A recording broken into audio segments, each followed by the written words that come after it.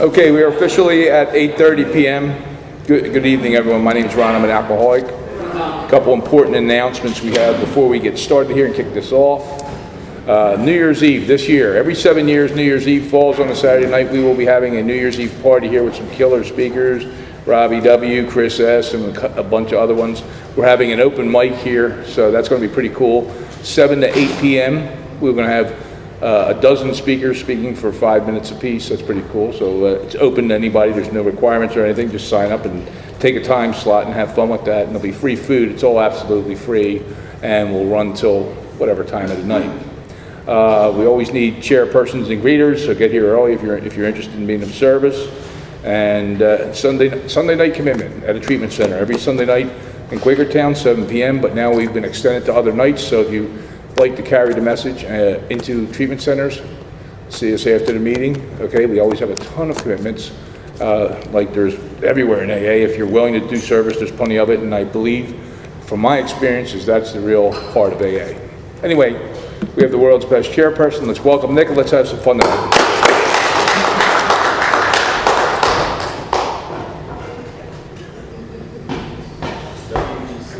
Pressure. Welcome to the Conscious Contact Speaker Group of Alcoholics Anonymous. My name is Nick and I am an alcoholic. This is a 1-hour speaker meeting that meets every Saturday evening at St. Paul's Lutheran Church, 301 North Main Street in Doylestown, Pennsylvania. Food and fellowship starts at 8 p.m., followed by our speaker at 8:30. The business meeting for this group meets every Saturday at 7 p.m. to 7:30 right here. Please come early and join us. The purpose of this group is to provide a consistent message of hope and recovery through God reliance and service to others through the practice and teaching of the 12 steps. We record all speakers so that others may benefit from their message of recovery. If you wish not to be recorded, simply ask. This is an open meeting of Alcoholics Anonymous. The group would like to welcome everyone, especially newcomers. Is there anyone new or from out of town that would like to introduce themselves with their first name? Steve, I'm an alcoholic. Hey, Steve, welcome. I'm from Grand Rapids, Michigan. Excellent. Glad you're here. And welcome everybody. The Conscious Contact Speaker Group encourages sponsorship. Would anyone with working knowledge of the 12 steps and is willing to sponsor, please raise your hands. Are there any announcements from the floor for the good of AA? All right. Our sister group is a big book study that meets every Thursday at 7:30 just up the street at the Salem Church, 186 Court Street. And the coffee is on at 6:15 if you want to come early. Ron says we solve all the world's problems nice and early, so. We have meeting lists and big books on easy terms. Please see me or any home group member after the meeting. If you cannot afford a big book, the Conscious Contact Speaker Group will give you one at no charge. Anyone willing to make donations for the purchase of big books and CDs to help them who can afford them can put donations in a jar on a table marked Big Book and CD Donations. And all CDs are available free of charge. Please subscribe to our YouTube channel, the Conscious Contact Speaker Group of Doylestown, Pennsylvania, and our Facebook group. Subscribe and share. You can find our speakers there. Join our Facebook page to keep informed and share upcoming events and meetings. And now with that, I have Brian to come up and read the AA preamble.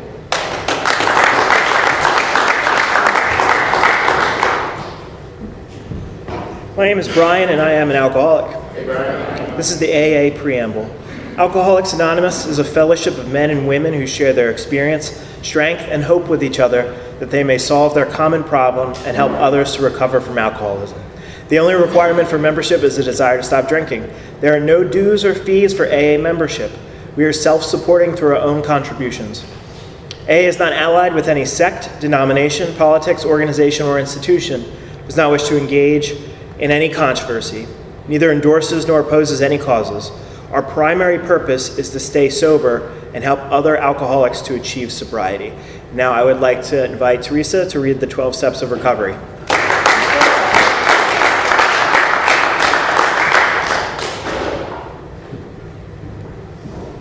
Good evening, everyone. My name is Teresa, and I'm an alcoholic. The AA 12 Steps of Recovery. 1. We admitted we were powerless over alcohol, that our lives had become unmanageable.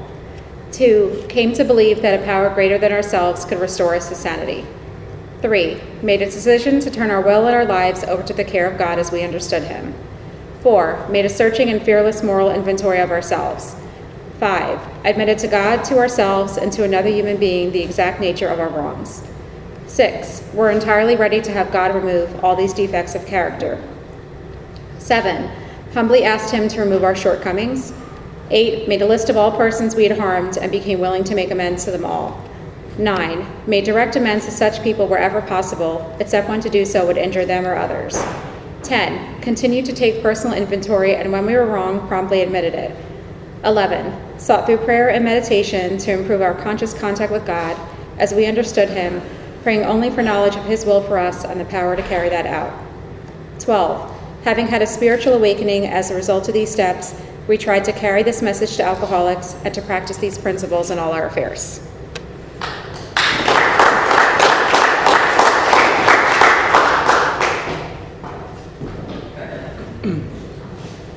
The 7 tradition. Every AA group ought to be fully self-supporting, declining outside contributions. At this time, I would like to pass the baskets. We have no dues or fees, but we do have expenses, and this group provides many services. Your donations cover food, rent, big books, CDs, events, and workshops. Once again, there's absolutely no smoking on church property. Please take a moment to silence all cell phones and try to limit movement during the meeting to avoid distractions. Now, to introduce the speaker, a good friend of the Conscious Contact Speaker Group. Tonight we have Tim B. from Maryland, from the Fairfax Speaker Group.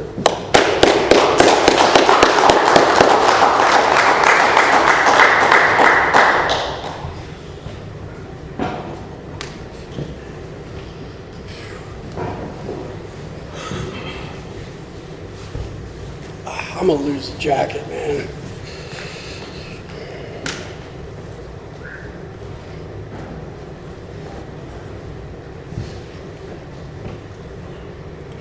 If you guys would indulge me real quick, I just want to say a small prayer before I get going, because it's just been my experience that left to my own devices with what's in between my ears, if I don't invite God in mostly everything that I do, things don't go well in my life. So if you would indulge me, I'm just going to say a quick prayer. We're going to get started, okay?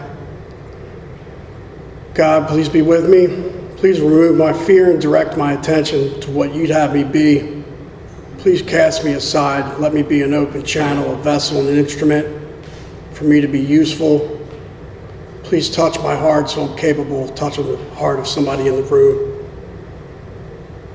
Please let us all see that we are all of one consciousness and here to help one another. Please be with me. I surrender this talk to you. Amen. Hi guys, my name's Tim. I'm an alcoholic. Man, I'm grateful to be here. It's what we do. You know, I appreciate Ron coming down. He's come to my home group 2 different times and shared an outstanding message of what the program is, you know, and why, you know, I constantly talk with my sponsor, why would I do this, or why do I do it? And the bottom line is this: there is a debt that I can never repay to Alcoholics Anonymous.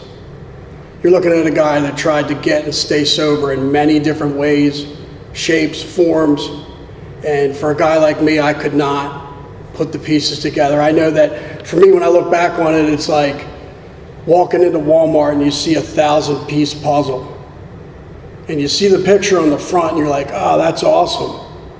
But for a guy like me, I get it home and I pull open the box and I spread those pieces out. For a guy like me, man, I could just never get those pieces to come together. And the 12 steps and a connection with God has allowed those pieces to come together. So there's a debt that can't be repaid. I just try and knock off a little bit of that debt by doing things like this when I'm asked, but more importantly, sitting down with a guy who has blown up his life one more time, has no idea how he got to where he got to, and was told that he could come for help in the roots of Alcoholics Anonymous. So I love, you know, the mission statement for you guys. Ours is very similar. You know, in the beginning of our meeting, we say hope can be found here through God dependence and service to others. If you told me that that's what I was looking for when I walked into Alcoholics Anonymous, I wouldn't have believed you, and I probably wouldn't have stayed, to be honest with you. But that's the central fact for me today, is that hope is continue to flourish inside of my heart and soul through 12 steps, and it is through God dependence, and it is always extending my hand to somebody else, and that's the gift that this program has given me. So I have a sobriety date. It's March 6, 2015. I did not pick that day. I tried many different ways to try and get and stay sober, and it just didn't work for me. I believe that that was the day that the loving hand of God separated me from alcohol for the last time. And we're going to get there, but for me, it was really ugly at the time. I walked into detox 123 pounds, mentally, physically, emotionally, and spiritually broken like I'd never been broken before. But for a guy like me, I have to exhaust all efforts. I don't ask for help, and I've got to exhaust every other idea before I really try and get in tune with something that's actually going to work. I'm the type of alcoholic that's got to paint himself into a corner one last time and really say, okay, because the answer's been sitting on the wall in every detox and every rehab that I've ever been in. The world's aftercare plan is Alcoholics Anonymous. In every treatment center that I've been into, they say the same thing to me. When you get out of here, go into a meeting of AA, raise your hand, say that you need help, get a home group, get a sponsor, go through the 12 steps. And for a guy like me, I'm like, thanks for the information. And I don't follow through with any of it. And I got what I got because of that, but I'm just telling you, when I landed in detox that last time, the gas tank was on empty, and it really truly was ugly at that time. But I look back on that moment, and what a beautiful moment for me, because I believe it's where that brokenness and those cracks that got in that allowed this power to start working in my life, because I was finally out of the way. I had no any more ideas. I had no other options. There was nothing else I could do, so I just became a yes man. So yeah, God dependence and service to others, man, what a beautiful thing. The sobriety date I mentioned, I have a sponsor. He knows he's my sponsor. I talk to him regularly. We have a slotted phone call that I make to him one time a week, but I do send him nighttime inventories, and he talks to me about my alcoholism, because the baffling aspect of alcoholism is this always presents itself through my thinking. So the problem was, once I put the drink down, I ran head on into Tim. And that's the problem, and continues to be the problem. So I know that for me, I need the accountability of talking with a sponsor, because through this process, I've learned time and time again that this is really and truly about when we get to the point when we're talking in the 4-step about we had to look at different forms of self, which manifested, and that's what defeated us. And my sponsor has no problem pointing that out, and I have to be gut level honest with him about my thoughts and how I view things, because it's blatantly obvious that I have a misperception about a lot of different things. The resentments that I obtain seem justifiable until he gives me a different perspective, and I actually see it for what it is, and that's the great thing about the program. There's the blessing and the curse of the program. The blessing is we have a program where we get well by continually looking at ourselves. The curse is we have a program where we get well by continually looking at ourselves. So I'm grateful for good sponsorship, and the most important thing, I have the honor and privilege of taking other men through the 12 steps in Alcoholics Anonymous. And for a guy who drifted through life with absolutely no purpose, in a monotonous existence, didn't know why I was here, didn't know what I was here for, to sit down with another guy who is hurting very badly, and to be able to look him dead in the eyes and say, you don't ever have to feel like this again. And here's the thing, I don't say that to him and then walk away from him. I say, you don't ever have to feel like this again, and here's how. It's the same thing my sponsor did with me. So what a gift all of that is. So I guess it's just my job to tell you guys in a general way what it was like, what happened, and what it's like now. You know, I come into AA and I don't use a lot of the words that I hear initially. I never used the word resentment. I never heard the word malady, but thanks to good sponsorship, I had a man who knew what I was suffering from. And when we got down to business, we started to go through that big book. And I'm a big book guy through and through, and you guys are probably going to hear some big book stuff come out of me tonight. And I don't do that to sound smart. I don't do that to make you guys think that I memorize the pages or that I need accolades because I can remember quotes in the big book. The reality is, I finally found out what was wrong with me. I finally found out what I could do about it. And a sponsor took me through the program of action, and to this day, I can continue to turn to that book, and it will tell me what is wrong with me. It has nothing to do with drinking. It'll tell me what the action will be, and I have a sponsor to take me through it so that I can have this experience continuously. So, you know, I never use the word malady, but thank God for good sponsorship. What that malady looks like is from a very young age, you know, from the time that I had conscious thought, I just had a gnawing sense of inferiority. I just never lined up or measured up to anybody. I wasn't good enough. I had feelings of emptiness, loneliness, listlessness. I was born into a world and I didn't want to be here. I didn't know why I was here. It was painful for me. And, you know, that has a tendency to really cause some issues, man, if that's what you feel like and that's how you're operating in life. And it had me separated from anything and everybody that could have a connection. You know, I think that I've heard a lot of different descriptions of alcoholism in Alcoholics Anonymous, but I think the best one that I've heard is the malady presenting itself as feeling homeless. It didn't matter if I was in a room with my family. It didn't matter if I was in a room with my friends. There was no home. I didn't feel at home. And the great thing about AA, the 12 steps, and having a home group and being connected is I found a home in Alcoholics Anonymous. You guys gave me a home, and I feel at home inside, internally, and then when I go into my home group, I feel connected to all of you guys, and that's all that I've ever wanted. The bottom line for a guy like me is I've never had the 3 most important relationships that I had been looking for. I never had a relationship truly with myself. I never had a relationship with a power greater than myself, and I never really had a good relationship with anybody in the world. And the 12 steps have provided that for me.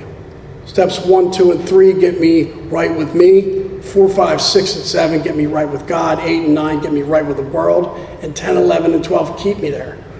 It's a simple formula. It's just, when the book talks about postponing or evading, that's how I operate. I did not think that God was the answer. I did not think in that taking action through 12 steps was going to work for a guy like me. But thank God for good sponsorship, because when I did reach that point and I started to give some rebuttal, my sponsor said, these 12 steps are not here to be analyzed, they're here to be utilized. He said, you've been trying to think your way out of alcoholism your whole life.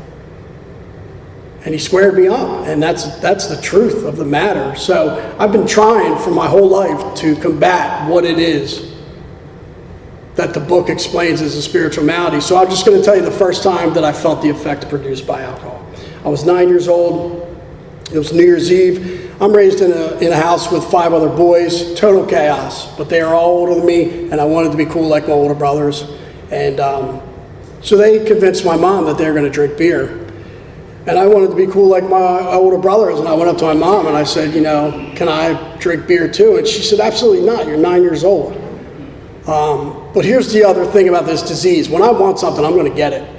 And that's true to this day if I'm not treating this disease that I have. So I finally got to a point where I bugged her to the extent that she just said, fine, go ahead. And what happened that makes a distinction that makes me an alcoholic? It's not the external things. It's not what necessarily happens. It's not consequences from the law. It's not what comes in my path from drinking. It's mainly what I'm about to talk about. So my older brothers chucked back like a beer and a half, and they acted drunk. But for a guy like me, once that second Budweiser slid down to my stomach and I felt that feeling rise from my stomach to the top of my head, and for the first time in my life, all of that emptiness, all of that loneliness, all of that listlessness, constantly thinking about what other people were thinking about me. Here's how my head works. I'm always worried about what I think of me, what you think of me, and worse yet, what I think you think of me. And when that alcohol reached the top of my head for the first time, all of that slid right off of me. I felt connected. I did not have 60 different radio stations playing in my head, and the wind was not blowing through my guts anymore. So that is one defining characteristic that I know that makes me an alcoholic, because my brothers did not have that experience. Most of the people that I talk to don't have that experience. I heard someone really describe it in a really good way that hit home for me. I don't know if you guys have ever seen The Wizard of Oz, but in The Wizard of Oz, the movie is black and white, and then out of nowhere, it's color. So alcohol, when the effect is produced, life becomes color. It becomes much easier. I'm much happier with myself. I'm definitely much happier with all of you, and I'm okay with whatever my circumstances are. So that is one defining characteristic that I know through going through this work makes me an alcoholic. Here's another one that I know that makes me an alcoholic.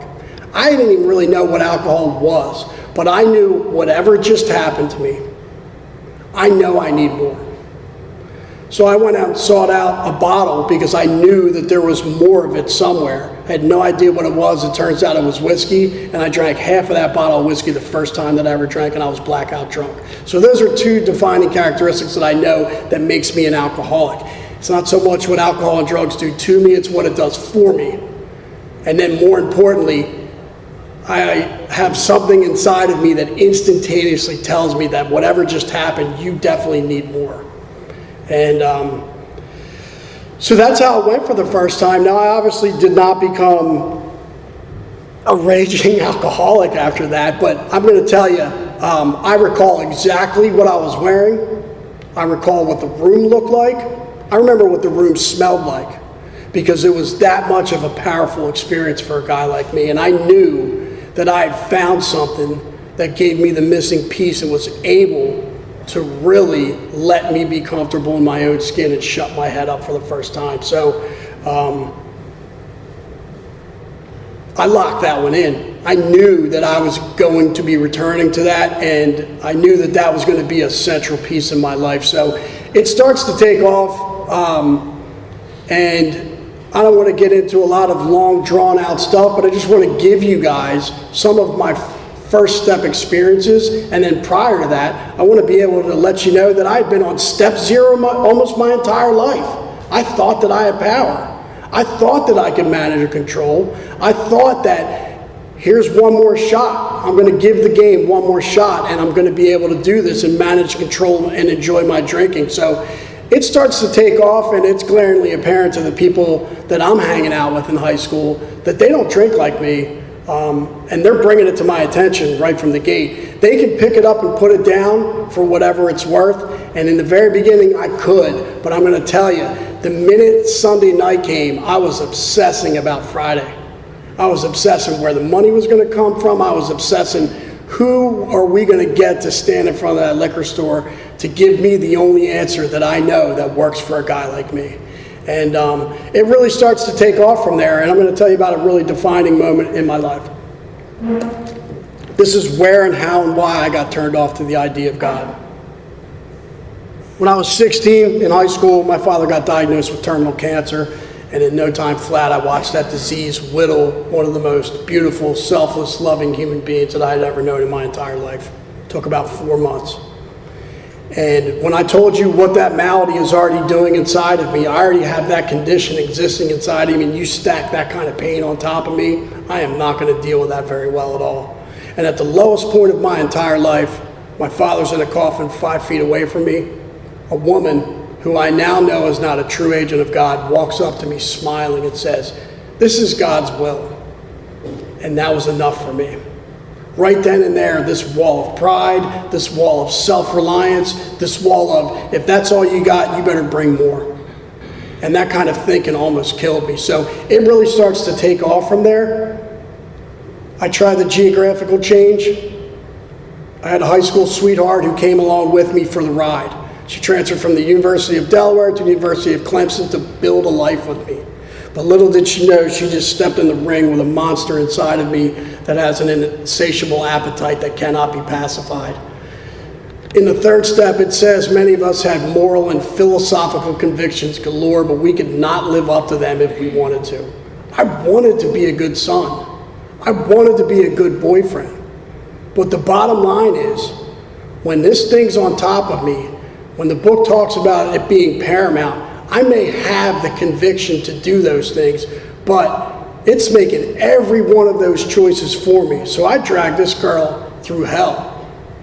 And she finally says that's enough, and this is where the consequences start to come in. Basically, I've been pulled into numerous employers' offices with that disgusted and disappointed look on their face.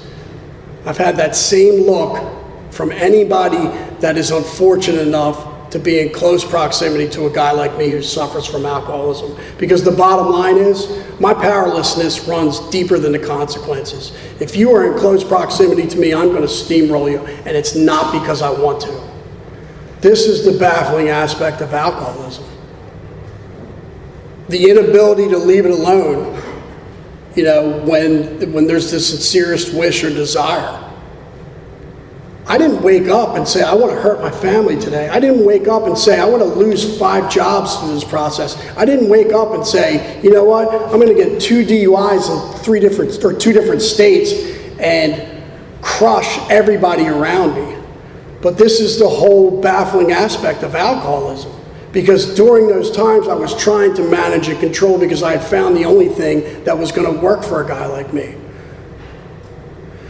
So it really starts to take off there, and through all of that, we're just going to run through to the very end, and we're going to get right to the most important part, which is where I suffered a spiritual death, where I was open enough to the idea that something different could happen, and where a sponsor who was armed with the facts about alcoholism laid out the program of action, and I was ready to take it.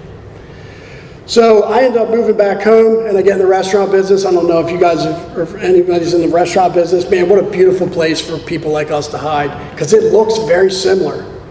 But the reality is, when I have a pocket full of money, I have every intention of being responsible, of paying rent, of buying Christmas gifts, of being a good son by buying birthday gifts. But the reality is, when they go sit at the bar, they can get up after 2, be on their way, wake up and be ready for work. I'm 3 days removed, and I have no idea why that happened to me or how it happened to me.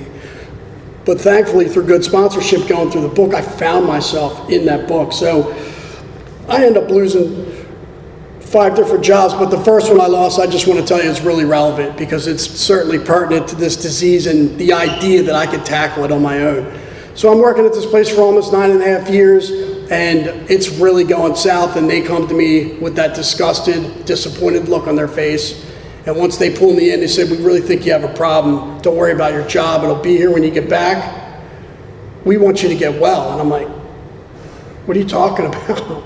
I'm here every day. I do my job to the best of my ability, driven by all these delusions, and I did not accept the help that was being offered, and they came. That's the first job I lost. So it sends up a red flag to my family. I'd seen intervention before, so I walked in, and my family was in a circle, and there was one stranger. And I knew the deal. And at that moment, I was in an immense amount of pain, and so were they. But here's the reality. When I sat in front of them, one of my favorite lines in the big book is in the doctor's opinion. It says, he passes through the well-known stages of the spree, emerging remorseful with a firm resolution not to do it again. And this is repeated over and over and over again. And unless this person can experience an entire psychic change, there's very little hope of his recovery. Because you could have put a lie detector test on my arm that day when I looked my family in the eyes and said, I don't want to hurt like this anymore, and I don't want to hurt you anymore. I'm done. And I would have passed that lie detector with flying colors. First treatment, went in. I don't know if you guys have been to York. I was in a rehab in Hanover, Pennsylvania. Ended up going to meetings in York. Huge pocket of enthusiasm. They are doing the deal there. There's no doubt about it. I saw it, felt it, heard it. I wanted a taste of it, but when I got out of the rehab, I didn't do anything that anybody asked me to do. I went to AA for a little bit, sat on my phone, texted somebody that wasn't even there so you wouldn't talk to me, listened to a couple things, and when it was time to pray, I'm like, nope. Here were my conditions. This is the best part, man, and we're going to get right to the end. I had 3 conditions, because only an alcoholic will say, yes, I need help, but here are my conditions. I had conditions, man. I was like, I don't want to feel physical detox. Impossible. I don't want to feel like I'm in jail. And the best one for last, please do not send me to a place with a bunch of God banter. How do you think I fared coming out of that rehab? No good, man. No good. So it really starts to take off from there, man. And my family is on the merry-go-round with me. They know that I'm constantly losing jobs. I'm now in the streets at this point, and I can put it together for a little bit because, you know, and there's a solution when it says he uses his gifts and abilities to build up a bright outlook for him and his family and then pulls the structure down on his head by a senseless set of sprees. You could not have described those small bouts of sobriety for me, because what I do is I give my family hope. It's like handing them a crystal ball and inscribing the word hope on it, and they hold it dear and they go, he's going to get better this time.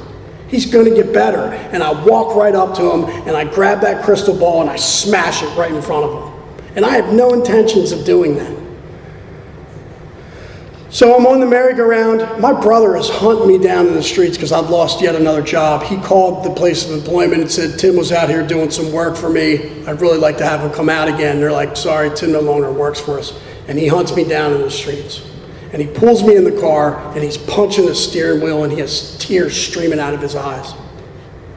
And he says, what is going on with you, Tim? And all I could come up with was, you know what's coming on with me. Because, and there's a solution also, it says, some drinkers have excuses with which they're satisfied some of the time, but in their hearts, they really don't know why they do it. Once this malady has a real hold, they're a baffled lot. There's the obsession that somehow, someday, they will beat the game, but they often suspect that they're down for the count. I didn't have any excuse for them. All I could say was, you know what's going on with me. So ultimately, my alcoholism leads me to sleeping behind a dumpster. I go to detox. I am broken in a way that I've never been broken before. I go to a 3-month state-funded rehab, and I only mention that because I want to tell you something that is extremely important with that experience. When I walked in, man, I had holes in everything I owned. The heel was flapping off my shoe. I walked in there, and they showed me who my roommate was going to be, and the guy had a Pearl Jam t-shirt on. I'm like, oh, dude, we're going to get along just fine, man. But when we turned the corner, and I looked on his desktop, when we turned in and went in, on his dresser top, he had 2 big books. He had 2 12 and 12s. He had Dr. Bob and the Good Old Timers, and he had Bill Wilson to pass it on. And he said, Tim, I've experienced what Alcoholics Anonymous can do for me. I've gone through the experience. The reason why I'm your roommate in a state-funded rehab is because I stopped doing what they asked me to do. That's why I'm here with you. But he still had a sponsor at this point. And he's calling his sponsor from that rehab. He said, I don't know what to do while I'm here. He said, when you guys are done with all the TC stuff during the day and the behavior modification, why don't you sit down with that new guy and open up that big book of Alcoholics Anonymous? Thank God for that, man. His sponsor knew where the freedom was for him and me at the same time. And that's exactly what he did. And I'm telling you guys, the minute that man had me on my knees saying the 3rd step prayer, my life has not been the same. It's not been the same since. He took me line by line. We said that prayer. He laid out a 4-column inventory. I wrote it to the best of my ability. I shared every bit of it with him. He has this power to change me in steps 6 and 7 when I didn't think I needed to be changed that much. And I made a list, but I'm still in inpatient rehab, so that's all I could get to. But I'm telling you, that 3rd step prayer had an impact because the course and trajectory of my life changed right then and there because I was broken and open enough to let this power in, and I said that prayer sincerely, and I did the best of my ability writing that first 4 step. So once I got out of there, I had aspirations to go to sober living, and I went to a place called Lyman House. If you guys are ever in Wilmington, Delaware, and you see a silver van pull up and there's guys licking the windows, man, that's Lyman House. It's like the special ed of recovery. Those are guys that have been on the circuit and have tried to get and stay sober in many different ways, shape, or form. But Lyman House is essentially a place that manages every aspect of your life. There's no cell phone, there's no girlfriend, there's no car, there's no employment. They basically say, you suck at running your life. If you want to eat here and sleep here, you're going to get a sponsor and go through the 12 steps. And that's exactly what I did. So after having that experience, man, I got a taste of it and I wanted more. And when it was time for me to choose a sponsor, he was not hard to find in Alcoholics Anonymous. He was at every meeting that I was at. He had a car full of guys. He was there a half an hour to 45 minutes early. He was setting up, he was making coffee, and he was breaking down. So when I walked up to him, I said, Oliver, would you be willing to sponsor me? He said it would be an honor and privilege, just so you know this is a program of action. And I was thinking, dude, I know I need help. I don't know if I want your help though. But I'm just so grateful that he laid out the program for what it was. So he took me through the same exact way. And this time I was able to dig much, much, much deeper on that 4-step. And I shared every bit of it in that 5th step. And I went through steps 6 and 7 with him. And I had a list, and now I was able to start making those amends. And I want to share some of that stuff with you guys, because for me, I remember talking to my sponsor at step 2. I was like, show me what God you're talking about. Show me. He said, I will.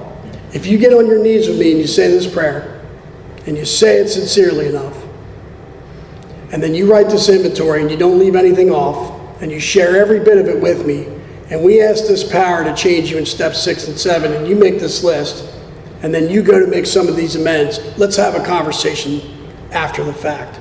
And I'll be damned if that's not exactly what happened, because by the time I got through, more than halfway through my 9-step amends, I was having an experience with God from the inside out.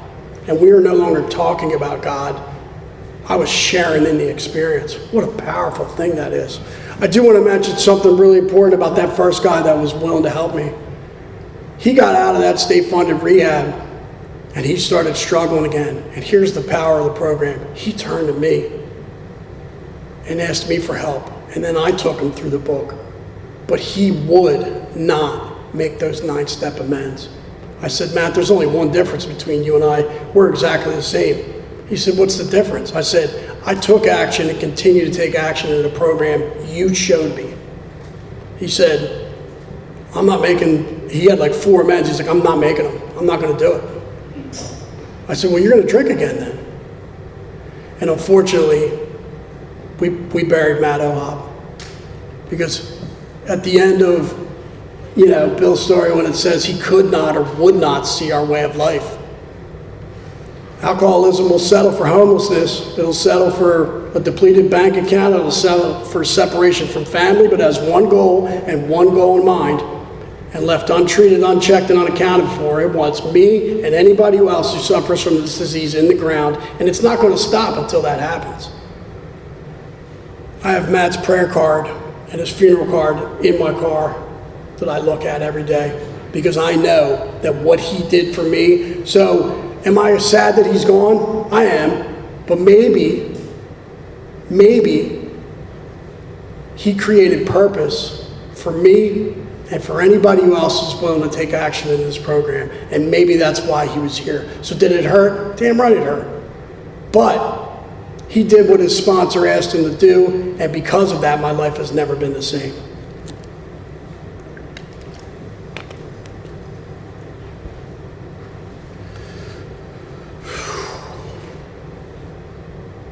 Some 9-step stuff, man. When I was in that state-funded rehab, my family came in, and I don't know about you guys, those family sessions never go the way you think they are. I thought I was going to get some pats on the back. My counselor sat my family right in front of me and said, I want you to tell Tim exactly what this addiction has done to this family. And they did. And at the time, my brother had a little boy and 2 little girls. And he said, Tim, I know you growing up, and my daughters and my son know your name. They know the name Uncle Tim, but they don't know you. In fact, they're scared of you. And I remember that crushing me on the inside. But when I went to make amends with my brother, a couple very powerful things happened.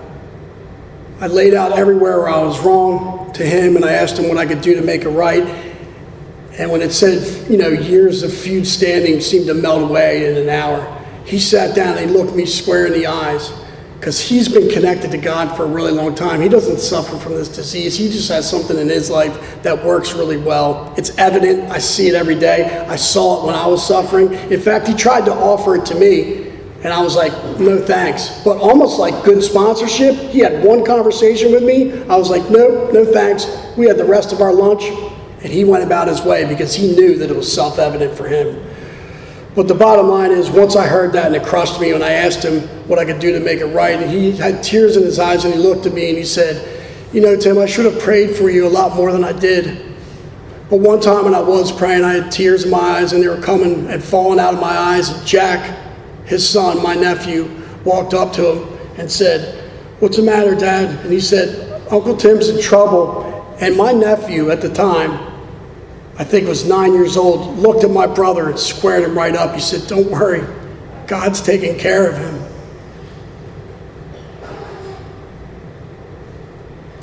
How true that was. And my brother knew it. So when I asked him what I could do to make it right, he laid out some things for me to make it right, but he said, I want you to be an uncle to my kids.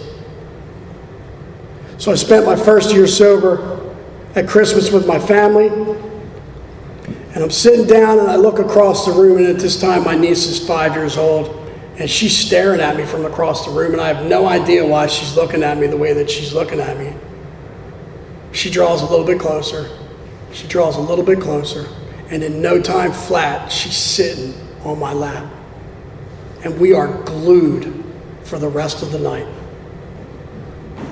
And my brother walked up at the end of the night, and he said, Elise, it's time to go. And this little girl wrapped her arms around my neck and looked me dead in my eyes and said, I love you, Uncle Tim, and I don't want to leave. And I looked up and I saw the look on my brother's face. You cannot buy moments like that. Our big book says, deep down in every man, woman, and child is the fundamental idea of God. She had it. She knew it. Before 12 steps, I scared that little girl. After having gone through the process, she saw it. She's got the light of God in her. She's not sitting and thinking about resentments and all this other stuff. So once I got cleared out and this power started to work in me, she's drawn to it like a magnet. And this happens every time I'm with them. And I have you guys to thank for that. What a beautiful experience. It happens to this day. I was at her soccer game a couple weeks ago and watched her play, and then I went to my nephew's lacrosse game, and they're playing on one field, and the rest of my family's at a different field because they have another side of the family watching. And I said, where's Elise and Emmy? Because I was with my brother watching my nephew, and he said, they're on the other field. So I go to walk over to the other field, and I'm scanning because I'm looking for them. And out of nowhere, I just hear Emmy, the youngest. She's 8 now. Uncle Tim! She comes running. It's like a movie, man. She comes running and like jumps into my arms, and like all the soccer moms are like, oh, and I'm like, yeah, Uncle Tim, that's it, yo. This happens every time I'm with them. And I have you guys to thank for that. You know, another really powerful 9-step story for me was, you know, I lost my dad when I was 16, and I'm telling you guys, in those 16 years, I learned more than most get in a lifetime. That man taught me how to show up for sports. He taught me what work ethic was. He taught me how to treat a woman. He taught me how to treat my mom. And in active alcoholism, I'm incapable of doing any of those things.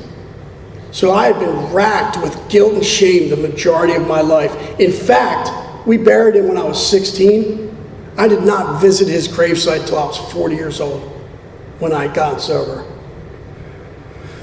So I called my mom and I asked her where the headstone was because I had no idea. She said, there's 4 trees, you can't miss it. I'd already made amends to my mom. They divorced when I was young, but they were civil. I had no idea they were even going to separate.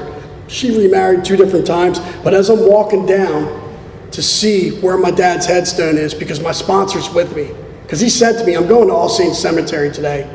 Do you want to come with me? And I know what that is. That's a prompt into action. He knows that I'm spiritually ready to do this. And I said, yes. So I tried to find out where the headstone was, and I had no idea. My mom said, there's 4 trees, you can't miss it. And as I'm walking down to see where his headstone is, I look down, and I see that my mom had bought a plot next to my dad. And in that moment, the idea of my mom in my heart grew 10 times over. I'd already made amends to her. My whole idea of her had changed, and then I realized that she has already moved on in marriages, but she bought a plot next to my old man because of how close they were. And I sat there with my sponsor and I knelt at my dad's grave And for the first time in my life, I didn't have to ask if my old man was proud of me. I knew the answer. He knew the answer, and God knew the answer, because you guys, the 12 steps, and what you provided in my life, and I have you guys to thank for that. I feel closer to my dad today than I ever have, and I have you guys to thank for it. What a beautiful gift. What a beautiful gift. April 22nd will be the anniversary of his passing. I'm going to go visit, and every time I go, I put a coin.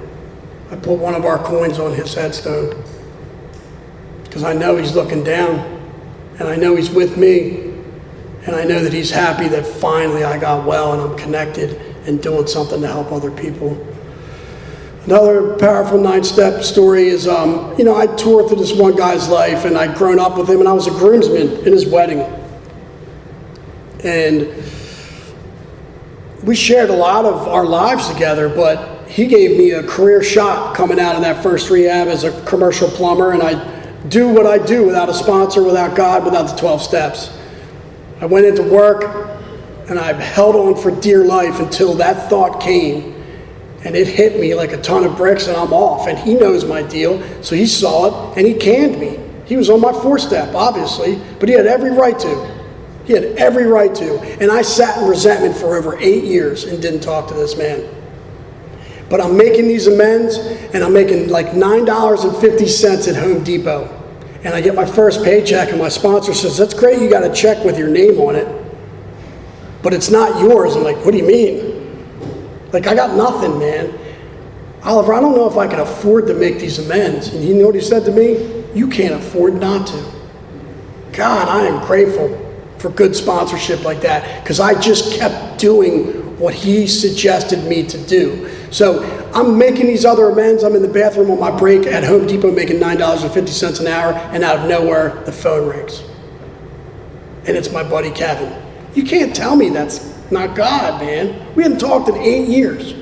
And he called me out of nowhere, and I said, "Kevin, I have a list of people I need to talk to, and you're one of them. Do you have some time for me?" And he said, "Yeah." And I went and I made the amends to him, and it was a really powerful experience. And I said, asked him what I could do to make it right, if there was anything that I left out. And I said, "Tell me what it was like to be my friend." And he told me all those things. But when I asked him what I could do to make it right, he said, "I'm struggling at work, Tim. Do you think you can come back and work for me?" And that's great. That's a God moment. It just kicked the door open for me to make more money, to make more financial amends, because God was providing for me when I didn't just think with this flawed mind that I have. I just listened to a sponsor who kept prompting me into action, and I was taking the actions. So the real powerful gift of all that, in that 8-year separation, he had had little girls, and him and his wife had been trying to have a baby for a really long time. And when I was still in their lives, they tried everything that you could think of and could not get pregnant. And oddly enough, when I left their life, they got pregnant naturally. I don't know if that has something to do with it. I know I'm not that powerful, but man. So I spent Christmas with them too. I had that powerful experience with my niece. I went to Christmas with them and his daughters. The same thing happened, man. She got one of those Resurgence Polaroid cameras. She sat on my lap and snapped the Polaroid. And then the following day, Kevin walked into her room and she had pinned that picture up on her corkboard. And he sent me a screenshot and said, "Dude, it's great to have you back."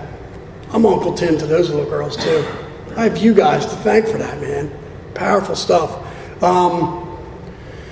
One more, man, and then we're going to talk about 10, 11, and 12. And the most important part, and I want to tell you about quickly about a dead spot that I had, because I don't work this program perfectly, and when I don't, it gets painful, it gets dark really fast. So one other 9-step, I toured through this guy's life too. It was financial in nature. I went before him, asked him what I could do to make it right. He said, "Tim, I want to get back to what we love doing." So before I was off the rails, we went snowboarding in Vermont all the time, but he lives in Seattle now, and I live in Wilmington, Delaware. But he said, "I want to take an annual trip." Well, thanks to you guys in that amends process, coming up this February, I've already been talking to him. Every year, we take a trip, either to Bozeman, Montana, Salt Lake City, Utah. He flies in from Seattle. I fly in from Philly.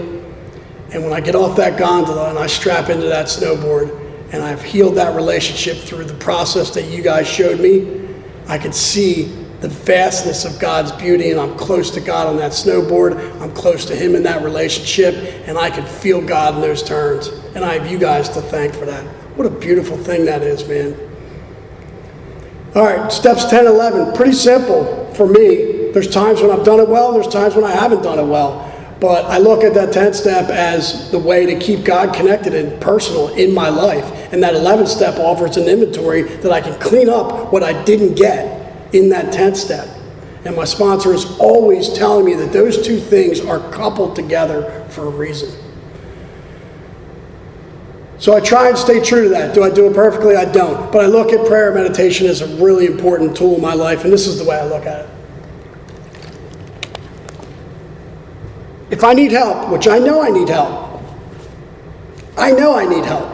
if I'm praying, that call is like a 911 call. I'm calling for help. But if I don't take the time to meditate and listen after, that's like God picking up the line after I've called 911 and I just hang up. It's like, God, please, and then go my way. But when I sit and listen, there's intuition, and I get guidance in my life to not listen to what's in between my ears. I also look at it this way. If I'm sitting by the side of the road and I have a dead battery and there's no power, and somebody pulls up with power, there's 2 terminals on those batteries. So if you hit the positive, which is prayer, from his live battery to mine, no power flowing back and forth.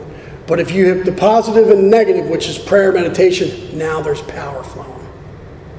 So that's one of the most important things that I've come to learn, is that I need to keep my plate clear at night so that I can have nourishment in the morning. And it comes through clearing out whatever I didn't clean up that day, and it comes from prayer and meditation in the morning, and then listening to what that intuition is. Otherwise, it's just me running on self. And I want to tell you real quick how I hit a dead spot. I want to talk about the most important part of this program, which is the 12th step. 5 years sober.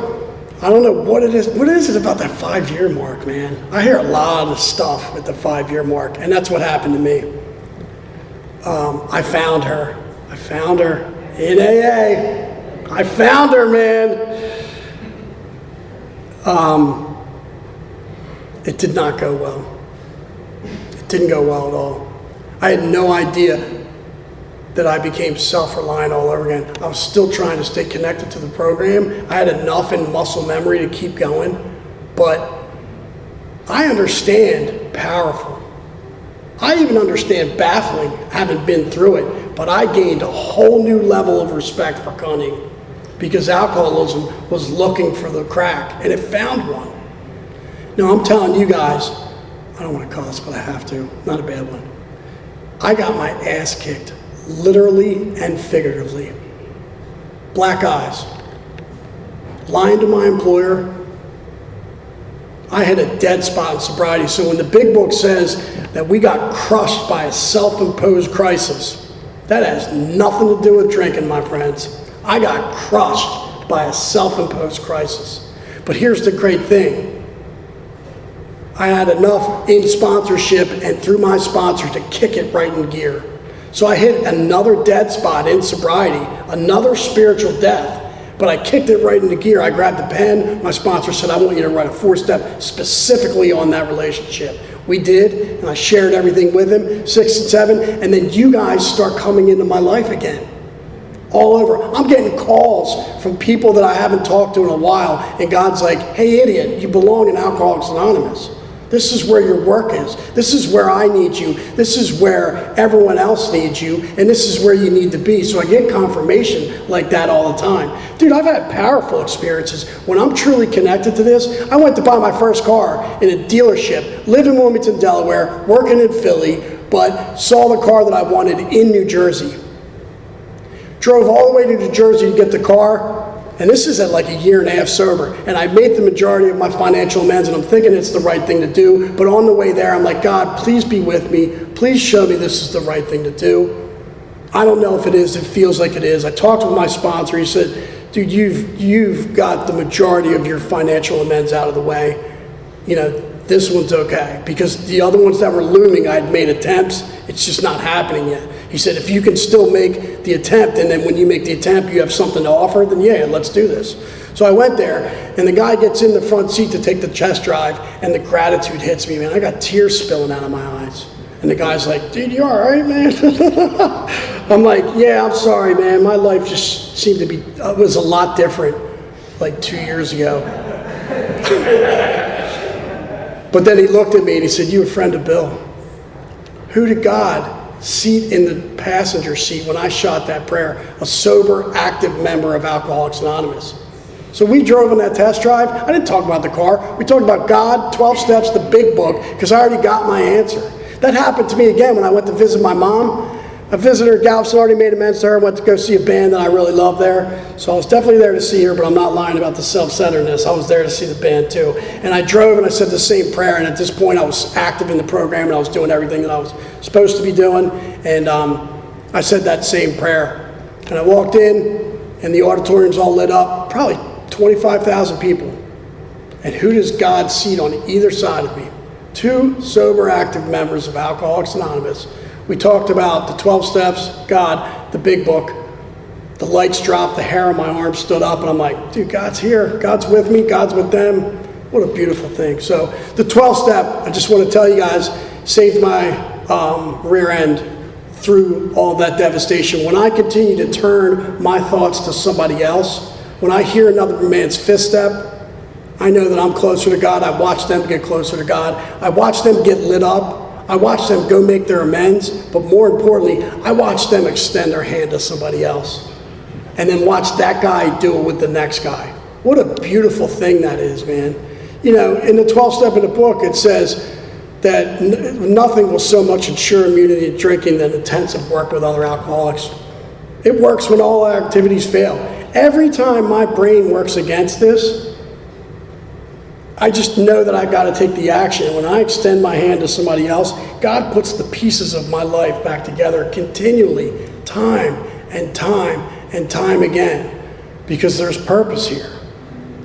Every single time that I hit a rough spot in my life, you know, when Ebby Thatcher said to him, faith without works is dead, how appallingly true for the alcoholic. If an alcoholic failed to perfect and enlarge his spiritual life through work and self-sacrifice for others, he's unable to survive the trials and low spots ahead. Well, I hit trials and low spots, and I'm telling you guys, that 12 steps saved me every single time. So I just want to tell you briefly what my life looks like right now in 2 minutes, and then I'm going to one quick reading, and then I'm going to be done, man. I walked into the Lyman House with nothing, trash bag, holes in everything I own. As God would have it, I'm a counselor at the Men's Lyman House today. I know it's like the cliche thing when you go into rehab, like, I'm going to be a drug and alcohol counselor. Well, I'm a drug and alcohol counselor, so sorry. But I get to see those guys walk in, and I get to see them crushed, and I get to see them broken in ways that I was broken, and I get to see them go to 2 meetings a day, and I watch them get sponsors, and I watch them write 4 steps, and I watch them do 5th steps, and I watch them make their amends, and I watch their life take flight, and I watch them come back to the house and see other people do that. What a beautiful gift. I have a car, awesome, but I have the trifecta. I own it, the tag is current, and it's insured, man. That's a pretty big deal for a guy like me. So I have a place that I live, man, that's mine. I'm not a homeowner, but I'm going to tell you, those third step promises are real. And when it says that God is going to provide what I need, he does, continues to, and always has and always will if I stay close to him and perform his work well. So I just want to read one small passage. It's the last 2 paragraphs of the 164 pages of action. And if there's anything that I can do for anybody in this room tonight, in any way that I can be helpful, I'm more than happy to give out my number, have a conversation with you. But I just want to read this because to me, this is what Alcoholics Anonymous is. Our book is meant to be suggestive only.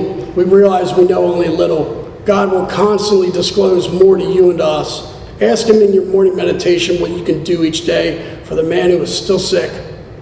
The answers will come if your own house is in order, but obviously you cannot transmit something you haven't got. See to it that your relationship with him is right, and great events will come to pass for you and countless others. This is the great fact for us.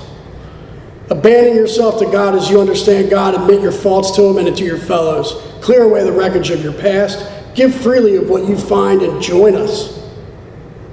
We shall be with you in the fellowship of the Spirit, and you will surely meet some of us as you trudge the road to happy destiny. May God bless you and keep you until then. Guys, thank you for my life.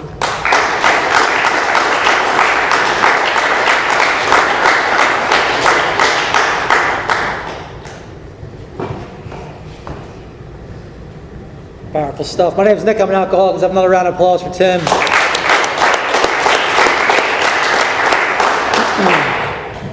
It's customary us to form a line and thank our speaker. They come here at their own time and expense, and so we'll do that afterwards.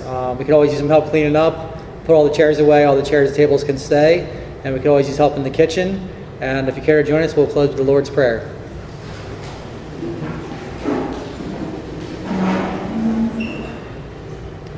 Our Father, who art in heaven, thy kingdom come, thy will be done, on earth as it is in heaven. Give us this day our daily bread, and forgive us our trespasses, as we forgive those who trespass against us. And lead us not into temptation, but deliver us from evil. Thine is the kingdom, the power, and the glory forever.